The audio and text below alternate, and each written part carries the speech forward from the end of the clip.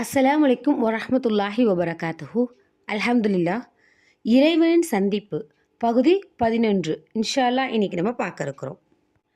மறுமை நாளில் 3 நபர்களிடத்தில் அல்லாஹ் பேச மாட்டான், அவர்களை தூய்மைப்படுத்தவும் மாட்டான், அவர்களை ஏறெடுத்தும் பார்க்க மாட்டான். அதில் ஒருவன் பொய் கூறும் அரசன்.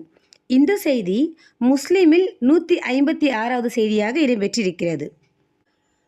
பொய் கூறுதல் என்பது மார்க்கத்தில் தடுக்கப்பட்ட ஒன்று. நயவஞ்சகனை கண்டு கொள்ளும் அடையாளங்களுள் ஒன்றாக பொய்யை அல்லாஹ்வின் தூதர் குறிப்பிட்டார்கள்.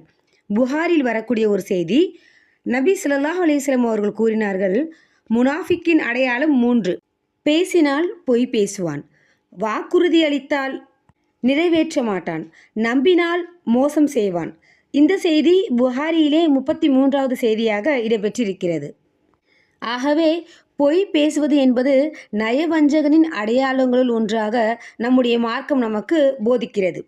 ஒருவர் தாம் கண்ட கனவை பிறருக்கு கூறும்போதிலும் அதிலும் பொய் கூடாது என்று திட்டவட்டமாக அல்லாஹ்வின் தூதர் அவர்கள் எச்சரித்து விடுகிறார்கள். அதாவது புகாரிலே வரக்கூடிய ஒரு செய்தி 7042வது செய்தியாக இடம்பெற்றிருக்கிறது. ஒருவர் தாம் காணாத கனவை கண்டதாக திட்டமிட்டு சொன்னால் அவர் மறுமையில் 2 வார் கோதுமைகளை ஒன்றுடன் ஒன்றை சேர்த்து முடிச்சு போடும்படி நிர்பந்திக்கப்படுவார். ஆனால் அவரால் ஒருபோதும் அப்படி செய்ய முடியாது. அவருக்கு அளிக்கப்படும் வேதனையும் நிற்காது.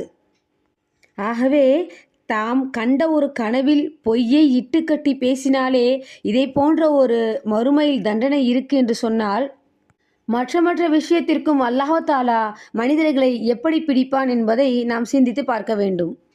அது மட்டும் இல்லாமல் புகாரி 6094வது செய்தியாக ஒரு செய்தி இருக்கிறது.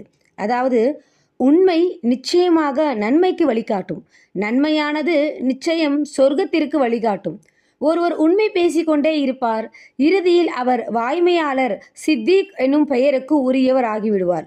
இதே போன்றே பொய் நிச்சயமாக தீமைக்கு வழிகாட்டும், தீமை நரகத்திற்கு வழிகாட்டும்.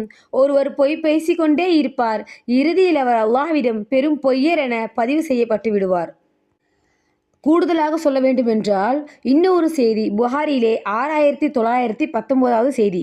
அதில் அல்லாஹ்வின் தூதர் அவர்கள் கூறுகிறார்கள், பொய் பேசுவது மிக பெரும் பாவங்களில் ஒன்றாக ஆகும் என்பதை அந்த செய்தியிலிருந்து நமக்கு தெரிய வருகிறது.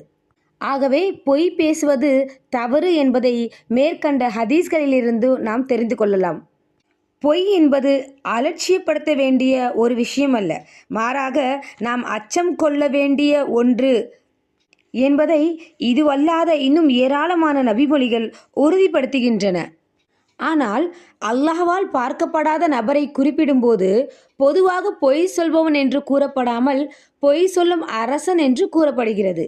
சாதாரண மனிதன் பொய் சொல்வதற்கும் மக்களை நிர்வகிக்கும் அரசன் பொய் கூறுவதற்கும் அதிக வித்தியாசம் உள்ளது. ஏனெனில் அரசன் என்பவன் மக்களுக்கெல்லாம் நீதி வழங்கும் இடத்தில் இருக்கின்றான். அரசனை எதிர்த்து யாரும் கேள்வி எழுப்ப முடியாது. அவனுக்கு எதிராக குரல் எழுப்பவே மக்கள் அஞ்சுவார்கள். இத்தகைய நிலையில் உள்ள அரசன் பொய் சொல்கிறான் எனில் அதன் வீச்சும் அதனால் ஏற்படும் பாதிப்பும் அதிகமாகும். அதனாலேயே பொய் கூறும் அரசனை தான் பார்க்கவோ பேசவோ மாட்டேன் என்று அல்லாஹ் தஆலா கூறுகின்றான்.